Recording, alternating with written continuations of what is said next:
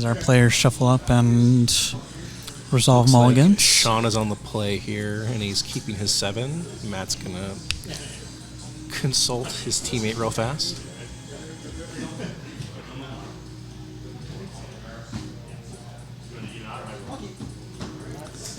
I think the thing about Shaun, or Matt's deck, Bradley, is he has a decent amount of removal. He has a fairy fencing. I think he has a grapple. Alright, so we're off to the races here. Candy Trail from Shaun, and then Matt's going to counter back with a Hopeless Nightmare here. First damage of the match. Shaun takes 2. And discards. Ooh, Return Triumphant. Which is indeed just part of a splash. And another candy Trail. Interesting, scrying 2 again right away. I might have preferred to crack the first one, just to use mana a little more efficiently on turn 2 here. So the thing I'm wondering is if he's using these right away. I mean, I know you have like nothing to really do with like your mana the first couple turns, but I kind of like that card like later on in the game too. Mm-hmm. We need to like find us to get lands out of the way, yeah. Or like move a pocket. But I feel like if you're candy trailing early, you're just trying to find some better action then, I guess. But Shaun did keep us up. Or you don't have anything else to do, yeah.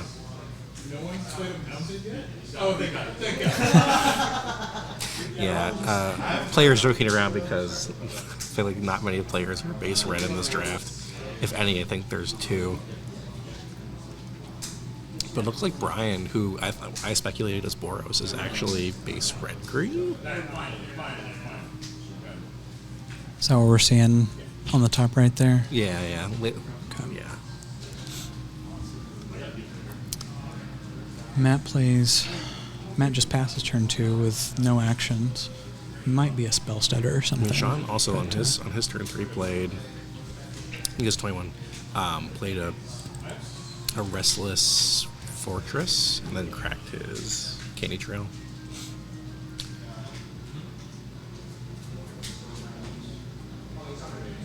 We're gonna crack again. Okay. Yeah, Bradley.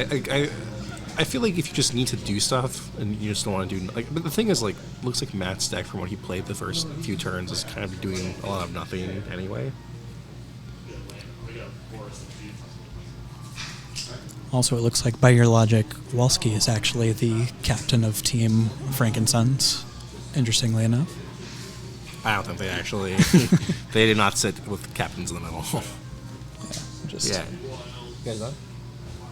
I'm going to hop off back to the draft. Bye. Thanks for... Bye, Roman. Yes. All right. That's pretty hype. I'm going to hop back over. Thanks for having me. I'll be back. Yeah, thank you. Matt comes in for 2 here. Shaun drops to 22. And he sounded like he said he's naming red on that Edgewall in. Yep. It's going to be a red Edgewall in.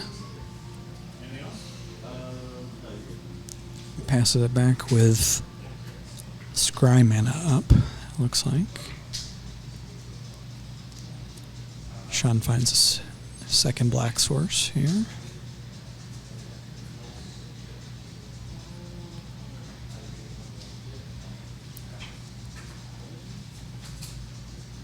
And that's going to be the Pie Wielder. I didn't realize he was also running that. And a Witch Stalker. Triggering Celebration, but has no use for it. Looks like Matt's deciding whether to crack the Nightmare now or not. Thanks, Walrus Hunter. Thanks for stopping by.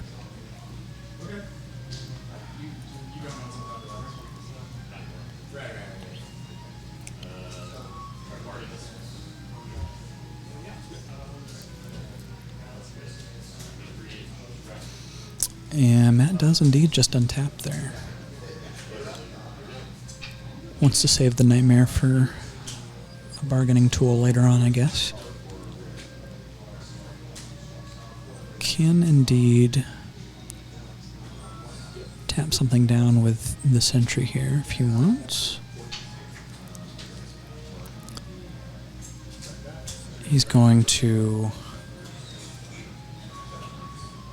bargain away the Nightmare on a stopgap there. So he's going to scry 2 first and then draw off the stopgap.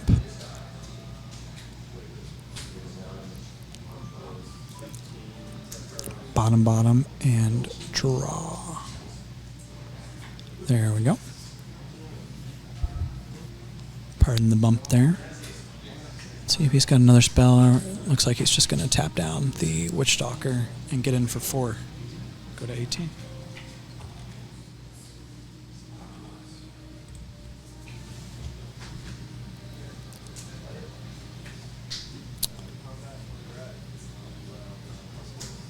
Does the Sentry not stun?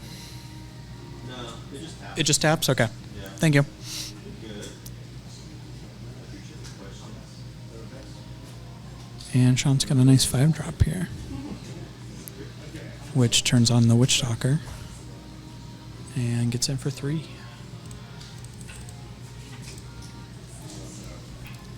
Shaun takes the lead.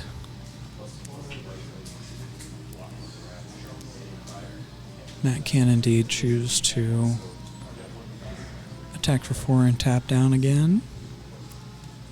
No targets for the Edgewall Inn in the graveyard at the moment. He also just hasn't done a whole lot here. Sentry being the only creature so far, and his only interaction has been a temporary bounce spell.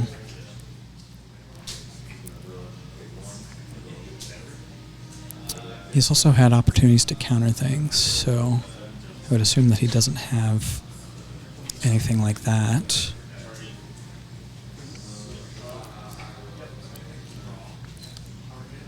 He's going to get in for 4 again here. Going to be tough to race against. Potentially 8 damage coming in here. Oh, it's the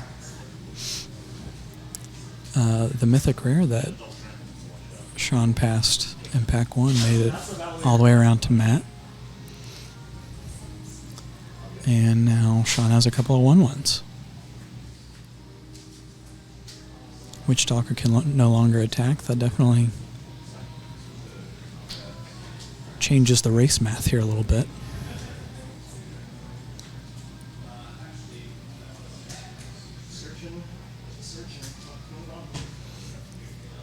The bounced Pie Wielder comes back down. And that's going to do it. I think Matt could definitely attack and tap here again if he wants to.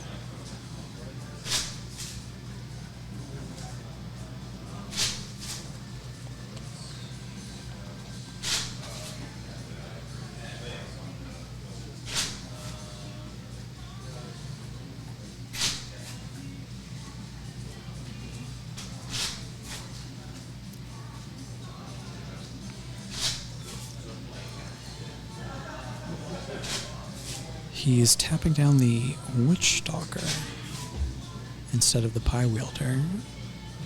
Pie Wielder's going to get in the way. I assume Shaun has to go to first strike. And then the Porridge will deal the other 2. Looks like that might have just been an oversight on Matt's part. Yeah, I'm surprised. The Pie Wielder didn't get tapped there. With no trick to back himself up.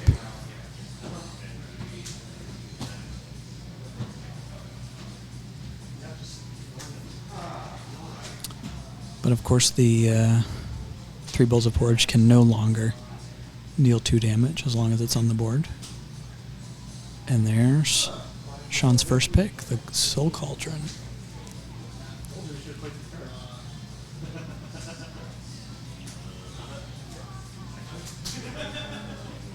And he's activating a fortress and getting in for a bunch of damage here. So potentially 1, 2,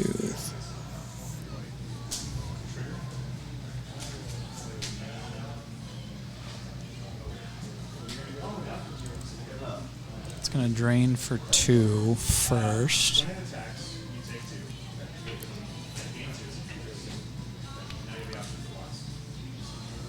We go to blocks and we have none. Taking 6 and going to 9. Thank you, Shaun, for helping me out there, keeping track of that damage.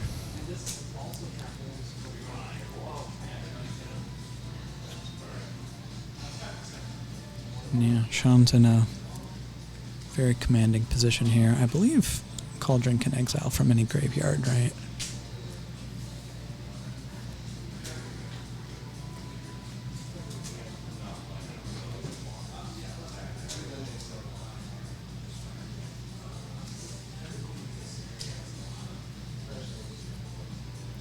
Could have gotten in for one more damage there, but Shaun seems to be in no rush.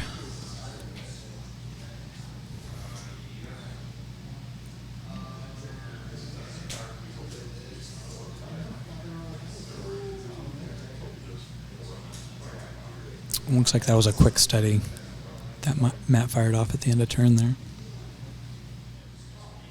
Asinine Antics, that's the name of the mythic that I couldn't think of the name of.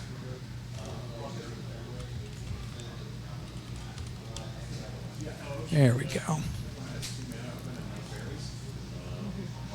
He used it at sorcery speed at the end of, or in the second main phase, and just cast it for 4.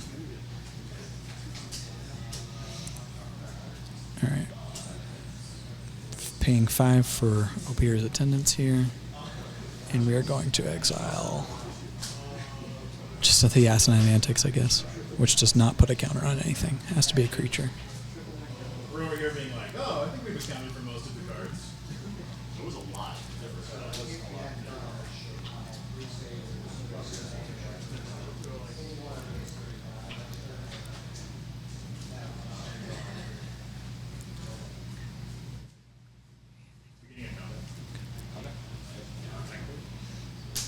Shaun activating Fortress, go into combat, go into attacks.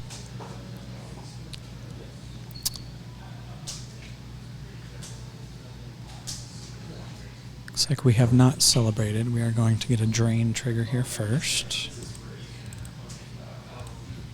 Make it 18-7. And then use the second ability of the Porridge to tap down the attendants.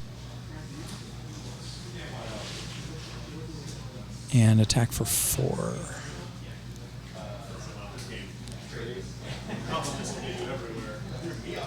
Looks like we are going to animate the...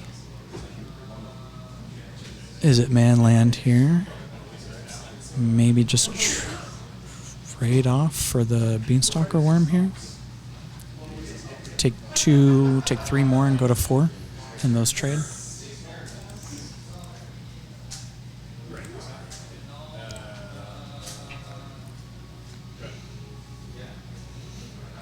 Okay. So the 3 bowls of porridge can only be eaten now.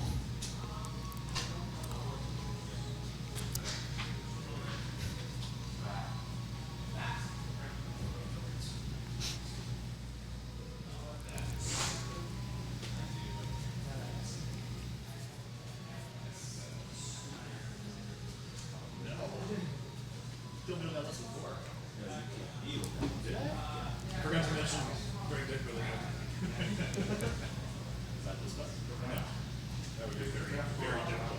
So I think Matt is not completely out of it here. I think that Restless Fortress is the biggest problem, though. If he can't find a way to deal with that, which of course it can be very difficult to do,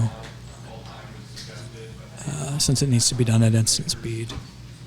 I assume that Shaun is just going to wake it up here. No, it looks like he's got a spell first. Going to Brave the Wilds.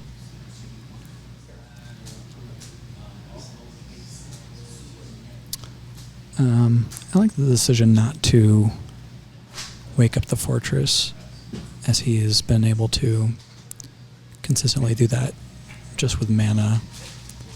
And so waking up a forest instead just presents another threat here. And yeah, this is going to be really tough for Matt to come back from. How's it going, Will? Perfect. How's it going here? Yeah, good. Matt's in a little bit of trouble here. I think it's going to be hard for him to survive this attack here. But let's see what he's got in hand. Yeah, he's going to scoop it up. That's going to do it. Matt's on the play. Shaun is not even looking at his cards.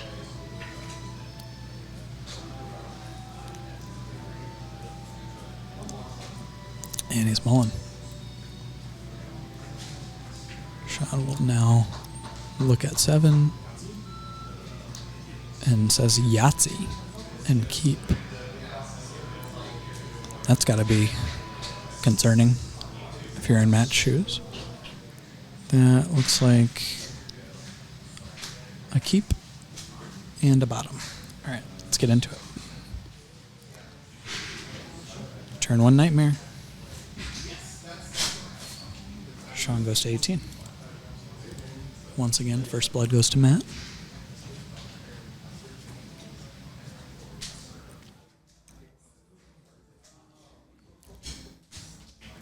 Discards the Pie Wielder, and he's got the Fortress on 1, which is pretty ideal.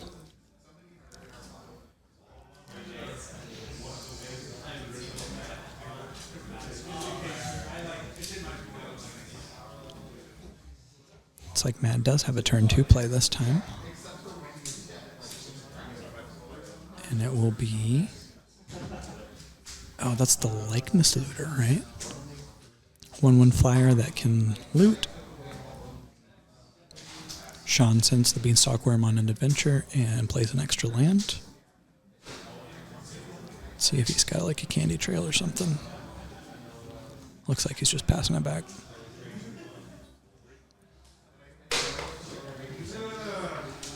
Matt untaps and draws.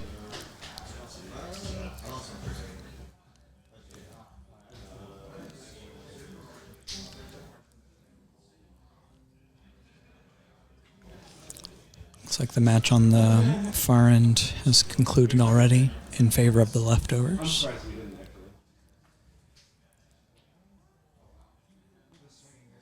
Matt has not played land 3 yet.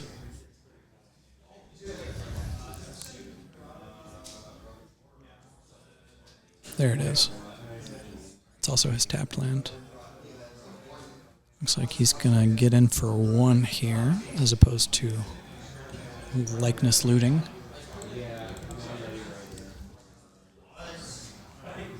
And pass it back. Shaun hits the 4th land drop and plays Greta. One of the stars of his food-based deck for sure. And Matt had no spell stutter for sure. I think we can definitely rule that out as a possibility.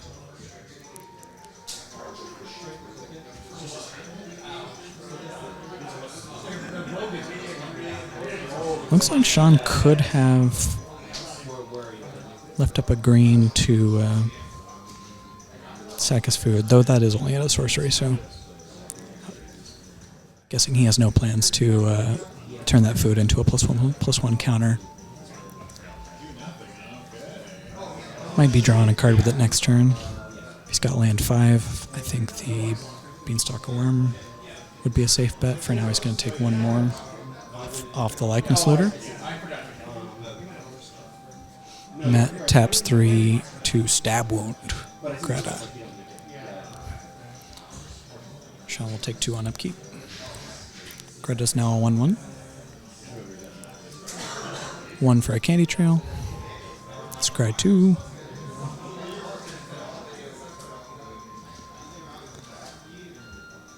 Thinking about scries.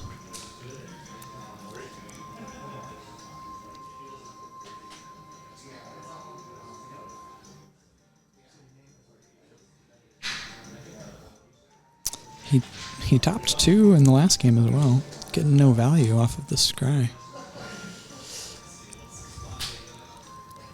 he is indeed going to sack the food, lose 1 life, and draw a card. And hit his land drop.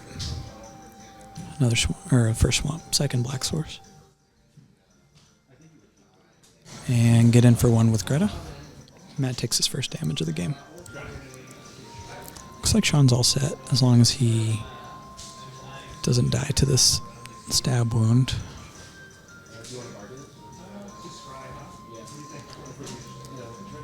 Matt did indeed miss a land drop last turn. I guess he feels like the chip damage is more valuable here. Or maybe just doesn't want to discard any of his spells. Which would make me very curious of what he's got. Considering that he can't seem to play any of them at the moment. No, it looks like he's going over place here. So he's got something. Likely no land 4, though. And we know he's got 4 and 5 mana spells in his deck.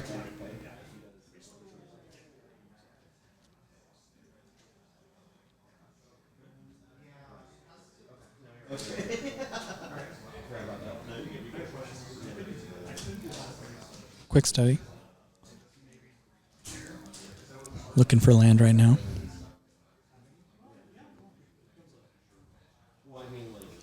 And did not find it. Wow. Shaun's going to take 2 from the stab wound.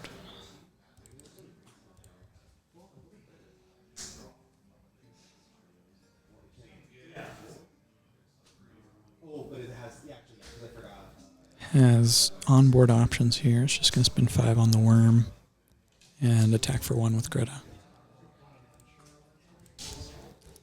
So the Likeness Looter can no longer get in. So I have to assume that Matt's going to actually start looting here. He does find land number 4, though.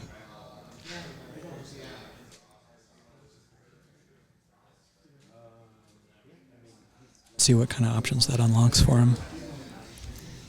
Have to imagine that stopgap is fairly likely at this point. Send the worm back for a turn.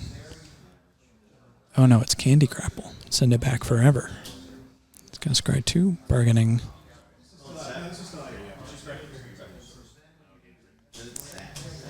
Shaun correctly pointing out that the scry happens while the Candy Grapple is still on the stack. Matt will make a scry decision here. In 2 tops. No scry value at all. Getting in for 1. Did he say 13? Did I miss something?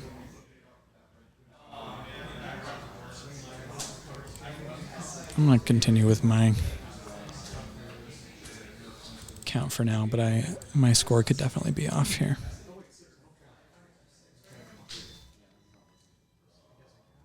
Oh, did he eat a food at some point? He ate a candy trail? I have no idea. We'll see.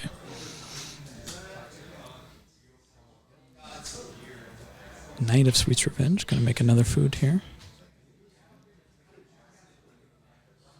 And he's still going to have 4 total mana available afterwards.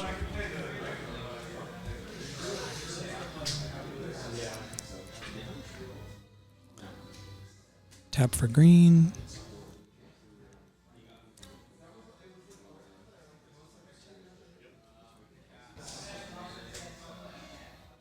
Brave the Wilds, sack it. Animate the Fortress. Get another land. Shaun is just hitting all the spots here. And like I said, as long as he doesn't randomly die to this stab wound, he is sitting pretty. This Fortress is going to help him a lot in that regard as well, as it basically just offsets the 2 from the stab wound every turn, in addition to getting in for 2.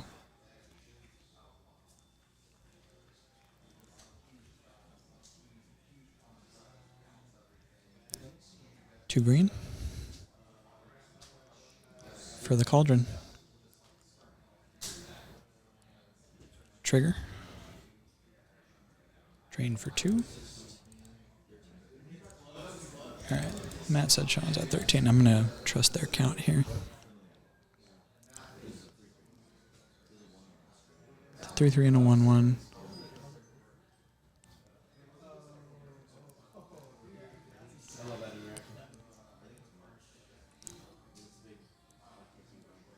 Doesn't seem like there's any reason not to block the Greta here. Matt's at least going to be taking 3. He's just going to take all 4. Seemed like the block on the Greta was free.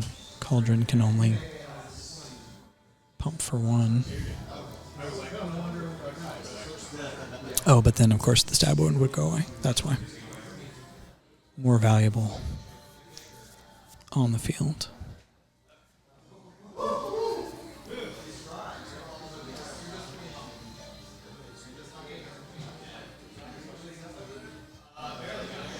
Matt's finally hitting lands here. Nothing in the graveyard for the looter to transform into.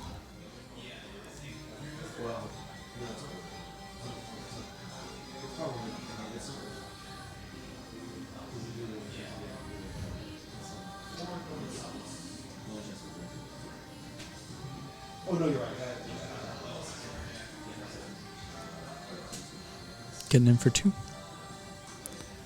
The Naughty is going to have lifelink and gain him 1. By my count, that makes it 11-13, and he does have the Sentry again as well.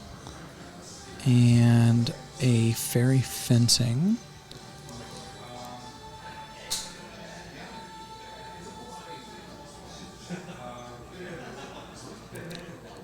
The Cauldron puts a counter on, and yeah, the Fairy Fencing is not going to be enough there to deal with it.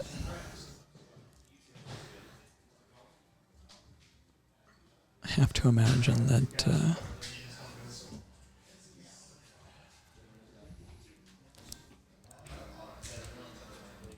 that was unintentional. Again, that Cauldron just hanging out at the back of the board back there.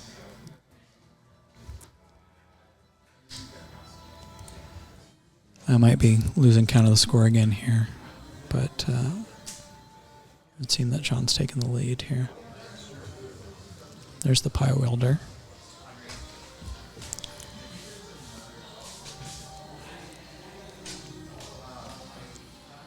Shaun holds back the Greta now that Matt has an attacker, a grounded attacker.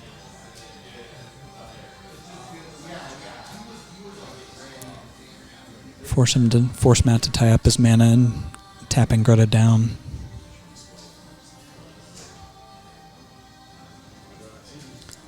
Looter still has no targets to transform. Has chipped in for a fair amount of damage at this point, though it's just completely negated by the Restless Fortress. Actually, I believe the Fortress is a 3/3, so I think Matt took 2 more damage on a previous turn.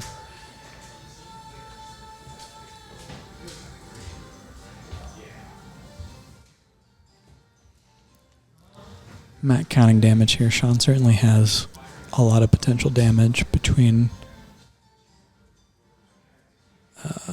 potentially Cauldron getting more counters, Greta pumping things, Fortress draining things, Pie Wielder gaining double strike.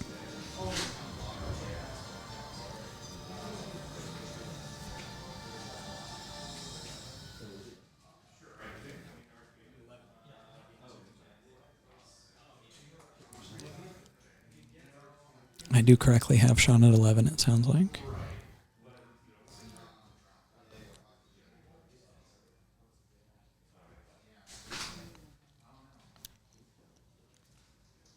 Matt taking some time in a pretty tight spot.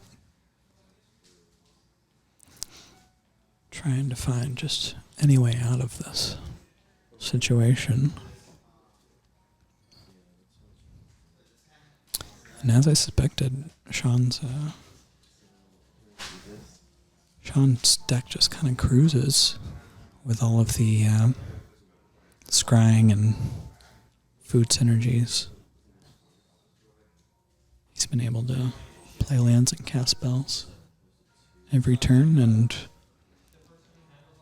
Matt's one powered flyers just haven't been enough to pose enough of a threat.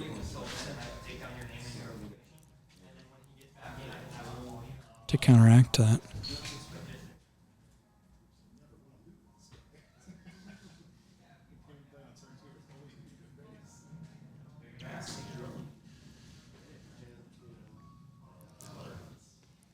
I know, it's all spells.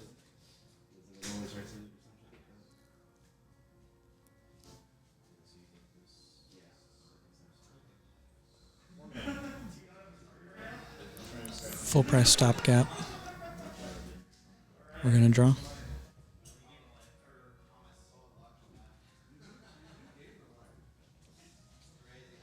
I believe stopgap does say non-land permanent. It might have been nice to be able to bounce the Restless Fortress, turn it back into a regular land.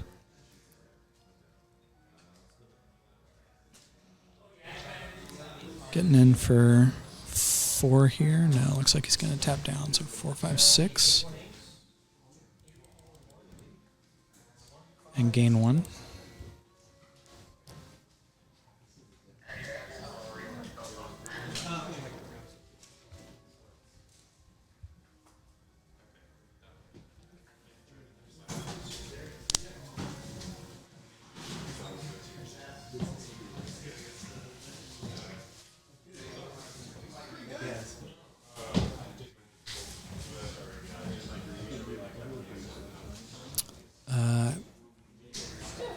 Shaun should take 2 more from the stab wound here. So he is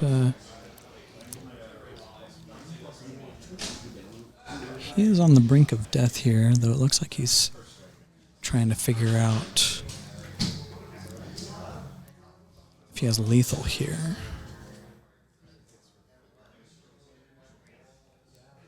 Potentially 8 mana.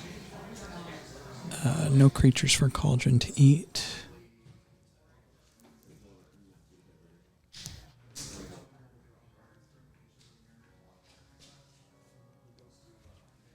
Fortress triggers. Drains for 2.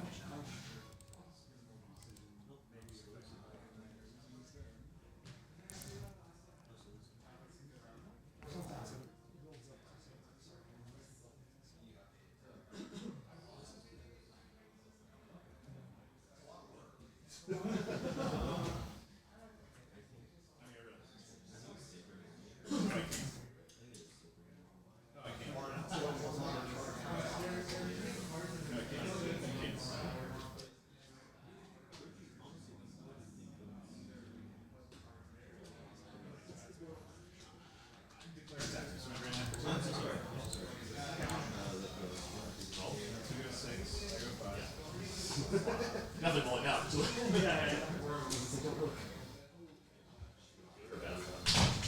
We still thinking about blocks here, maybe?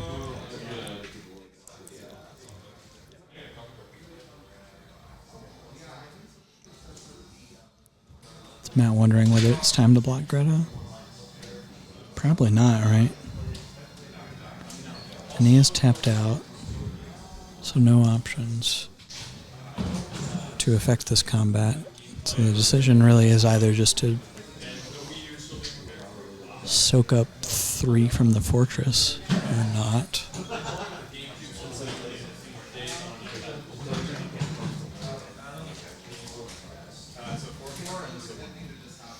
Oh, the fortress has a counter on it. That's what that is. Okay. That's right. It has a counter from the Cauldron on it.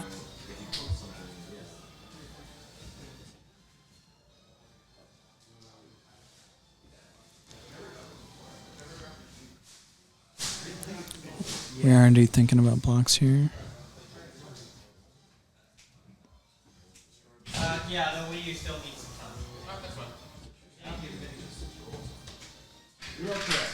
Anything else or does that work? I have more patience.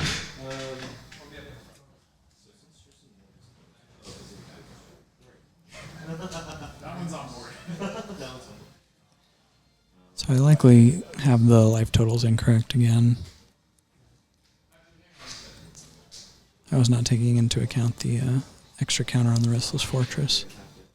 So Matt might be at 5 or 6 here. Well, okay, so if you actually, yeah, you have to because then when we put you at it, you take it. If he blocks this one, he goes to 1. If he blocks this one, he goes to 4. Yeah, no, you have to block because then if you don't go next turn, he goes into the attack phase. Yeah, it sounds like he's at 5.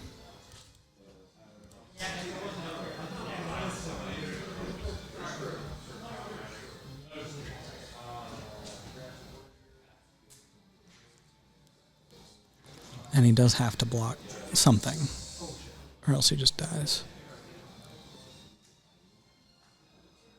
So he either loses his sentry or he loses the stab wound.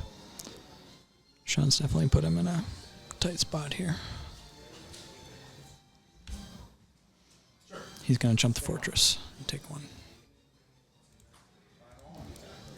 Oh, 5-all. Never mind. Thank you for that update. Expel the interlopers. It's like, no, I want to keep the thing that's reading me. Had to use the fortress to cast the interlopers. I mean, you're going to put it back. But So he didn't get to attack with it first. Edge will in for red. And Archive Dragon, okay. All of a sudden.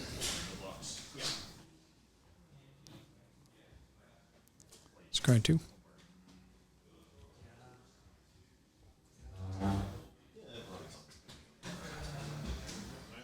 Bottom 2, it looked like. Shaun does not eat food.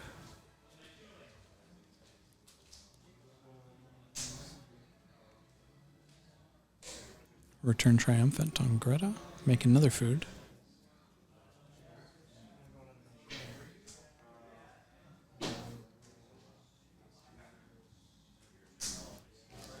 We'll have to eat some food to survive here, looks like. Replay Pie Wielder. Hold up 2 mana.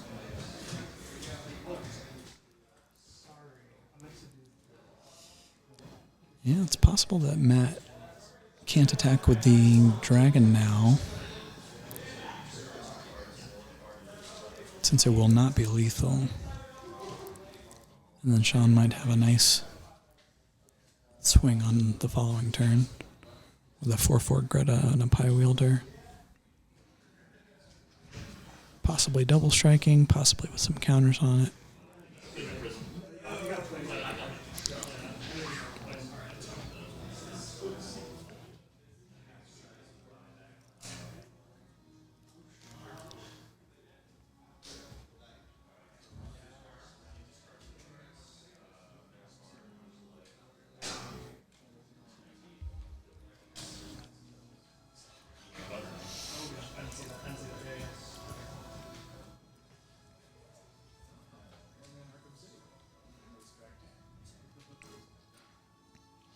Matt does also have the Is It Manland there. Just going to pass it back, though. Shaun's going to eat the Legness Looter and put a counter on the Pie Wielder. Does not eat any food.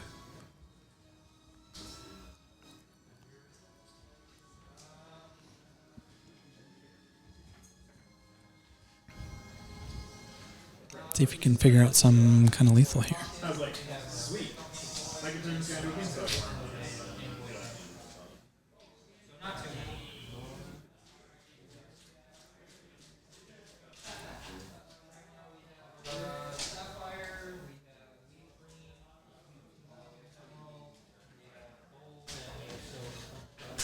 Vortex.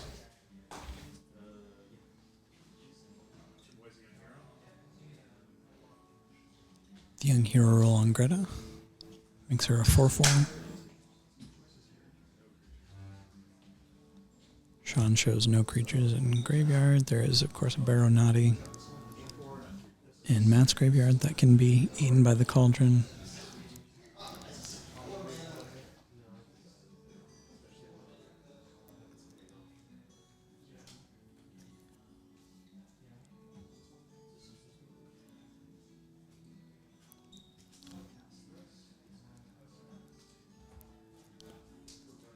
Shaun threatening a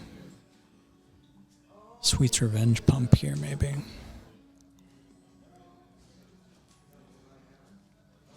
Possibly forcing a jump from the Archive Dragon here.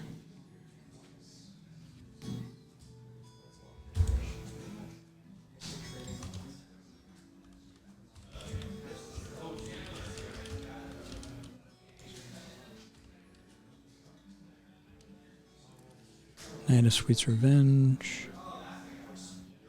Can indeed only be activated as a sorcery. Okay, so that's not the plan.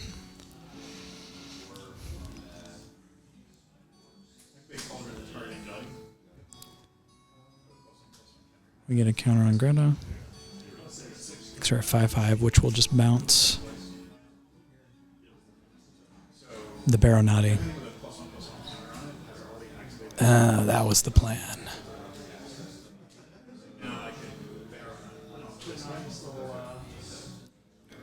Smart. Yep, that'll do it. Shaun takes it 2-0 over Matt. All right, what are we looking at here? It's like Brian's at 6 to Walski's 17. I'm like, what's on the board? Hopeless Nightmare. Gets the last card out of Brian's hand, which is the Archive Dragon. Puts him to 4. We've got an attack for at least 4 here. With the Scream Puff. Looks like we've got a Baronati with a Wicked roll, so that's 2 in the air. That's the counter stands once at least. Oh, it's you're still trading. Gonna trade the Scream Puff off for the Red Cap Thief and the human token and take 2 in the air. Play a Hamlet Glutton. Scry 2, gain 3. Yeah, it's looking like, yeah, that's going to be the game. How'd you feel that first match went? Before next round, I always like to point out that the rare draft was a playable. It was a good card, It was a yeah. playable Magic card that arguably had the most impact. You take your time, Frank. I just want to defend myself on taking that rare draft that clearly was the best card in that whole match. Absolutely, yeah. We'll have to go back and watch it on video. But the fact that my opponent played a looter on turn 2 that never looted. I was curious Never about that looted, too. never looted. Especially when missing a couple land drops. I guess he just liked all his spells in the early game. Was Yeah, that hesitant to mid to late, to you move them. could tell he top decked one of them because it was like, oh, that changes things. That frost elemental guy, man, what a pain in the butt. Yeah, that was. I hate that card. it's so binary. Like either you're attacking and crushing with it, or it just doesn't do anything. I'm surprised it doesn't put a stun counter on. Actually, I think I just kind of Assume assumed that card did everything. because I mean, Everything because that else. would make it actually like okay, right? You know, and that's also what blue and white are trying to do. That's like their whole But thing. that card's only blue. It has no white affiliation.